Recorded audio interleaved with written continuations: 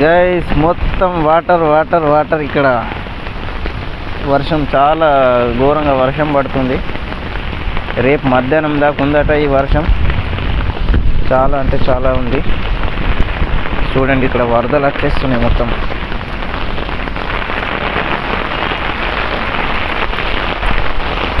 ఈ వర్షంలో అన్ని బండ్లు బంద్ చేసారు. బండ్లు బయటకు తీయడానికి లేదు. అన్ని బండ్లు, చిన్న బండ్లు ఏవైతున్నాయో అన్నీ స్టాప్ చేసేసారు. ఓన్లీ పెద్ద వెహికల్స్ మాత్రమే అప్రూవ్ ఇచ్చారు. ఈ వర్షంలో మీనస్తలేదు కావచ్చు అందరికీ. అయితే ఈ చిన్న వీడియో మీకోసం వర్షం చాలా పడుతుందని చూపించడానికి వచ్చిన.